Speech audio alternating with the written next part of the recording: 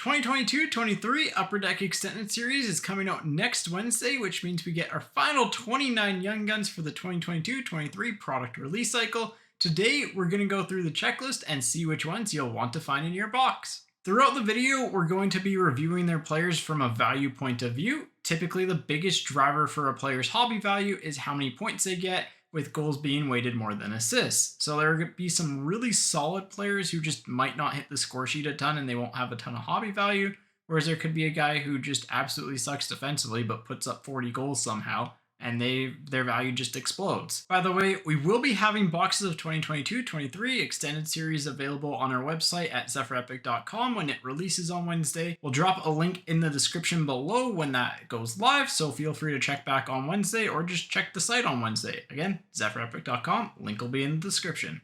Starting off with the defensemen in 2022-23 Extended Series, we have Nick DeSimone, Marcus Bjork, Nick Cicek, Tyler Tucker, Mac Hollowell, Tim Burney, and Parker Wotherspoon. These are all defenders who have limited offensive upside and probably won't score enough to get people excited about them or increase their value, but if there are a couple players to at least keep like a tiny bit of an eye on, it'd be Tyler Tucker, Nick Cicek, and Parker Wotherspoon. I do like Tim Burney. I think he'll carve out a solid NHL career, but he just hasn't scored a ton, and so his hobby value will probably never be that high. On the depth forward side of things, we have Frederick Olofsson, James Hamblin, Callahan Burke, Jake Lucchini, Justin Kirkland, and Anton Levchi. These are all players that are older or haven't had a ton of scoring touch throughout their career. Lucchini is the most interesting name of the group, as he's put up back-to-back 50-point seasons in the AHL despite never being a high-end scorer. However, he is already 28 years old, so it's unlikely he'll have another massive jump in production, so just someone to keep an eye on, but I doubt he'll ever turn into anything above a bottom six forward. It's also worth noting that Anton Levchi had his NHL contract mutually terminated due to things just not working out between the NHL and AHL, and he's really unlikely to ever return to the NHL again.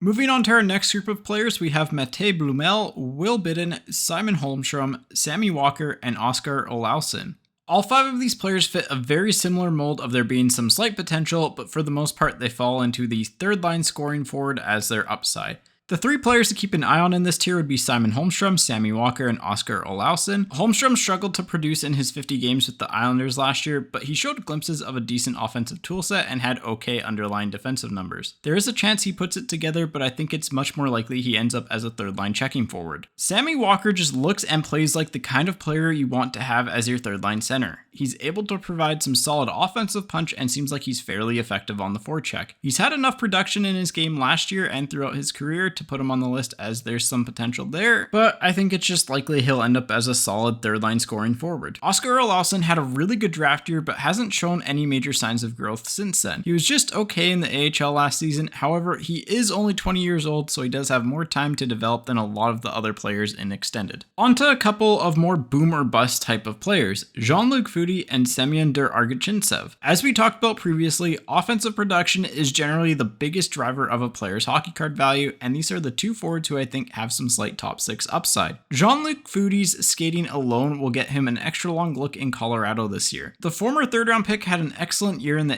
AHL last season and will likely be given an opportunity to earn a spot in Colorado's middle six forward group next year, just given the team's cap situation. I think it's likely that Foudy ends up at least as an NHLer for a few seasons, so there is some safety net there. It's just whether or not he can find that offensive touch at the NHL level that'll truly elevate his card value. Argachintsev, on the other hand, is a pure risk-reward option. He has been a consistent offensive threat with every team he's played on, but still needs to round out his overall game to earn an NHL roster spot. He is rumored to have signed in the KHL for next season as of this morning, but there's a chance he finds that extra gear over there and returns to the NHL in a couple of seasons. If he does return, it'll likely be because he'll be given a shot in the top six forward group of an NHL team. Moving on now to the three goalies who are getting their young guns in 2022-23 Upper Deck Extended Series. They are Dylan Wells, Samuel Ersson, and Eetu Makiniemi. While they're generally all in the not bad but not great territory, you should never count out a goalie young gun. For example, Akira Schmidt was someone who most people valued at like $1, $2 just 3 months ago, and then all of a sudden he jumped up to a $30, $35 young gun when he popped off during the playoffs for the New Jersey Devils this year. For Dylan Wells, he's currently the third string goalie in Dallas and will likely be an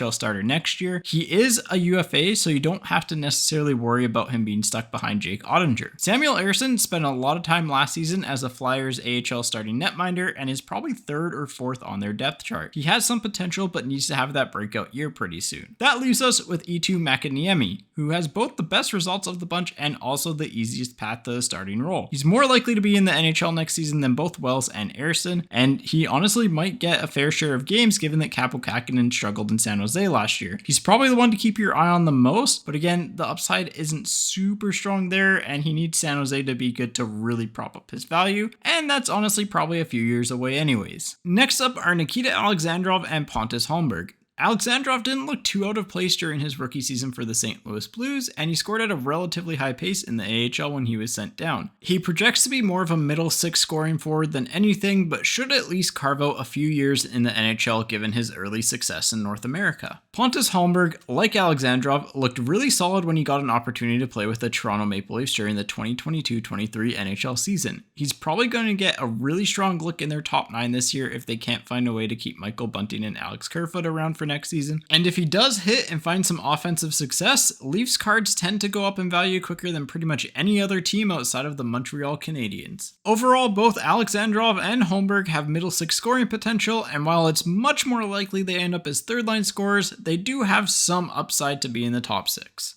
We're down to the final 4 Young Guns from 2022-23 Extended Series. Our next 2 players are a pair of Finns in Aatu Ratu and Juuso Parssinen. Ratu had an interesting development path. In 2019, it looked like he was going to be a top 5 pick in the 2021 NHL entry draft. However, he struggled leading up to the draft and ended up slipping to the second round. The next year, he scored at a point per game pace in the Finnish men's league and looked to regain some of that previous pedigree he had. He started the last season with the New York Islanders organization before moving to the Vancouver Canucks in the Bo Horvat trade. His AHL numbers were solid, but he'll likely need another year or 2 before he's NHL ready. If he does live up to his full potential, he could end up being the best Young Guns in Extended Series, but there's a few players ahead of him who are more likely to hit their ceiling. Perhaps one of the biggest shocks this season was Juuso Parssinen. The 2019 7th round pick was coming off a couple of strong seasons in Liga and was able to translate that success to the AHL and NHL level. He finished with 25 points in 45 games for the Nashville Predators while having fairly solid underlying numbers and had a highlight reel between the legs overtime winner. The ingredients are there for Parssinen to have a breakout year offensively. The Predators have a solid group of talented young forwards and have brought in one of the better offensive coaches in the league in Andrew Brunette. If he can continue to build on his success last season, Parssinen should become a solid top 6 NHL forward. The penultimate spot on our Young Guns tier list belongs to Kirill Marchenko. Most players would be happy with the 21 goal campaign for their first NHL season, but not Marchenko. The 22-year-old Blue Jackets winger is determined to be one of the best goal scorers in the NHL, and he's got the tools to do it. His wrist shot is one of the best in the league, as he's able to effortlessly wire a shot with pinpoint accuracy and can beat the best goalies in hockey cleanly, something that only a handful of players can do. He's also a part of a highly skilled and young Columbus core that could develop into a powerhouse in a couple of years, so be on the lookout for the sharpshooter to skyrocket in value. The only caution with Marchenko is that he might end up being pushed out of the Blue Jackets' top 6 just given their forward depth and prospects. But again, if he keeps shooting the way he has been, that shouldn't be an issue.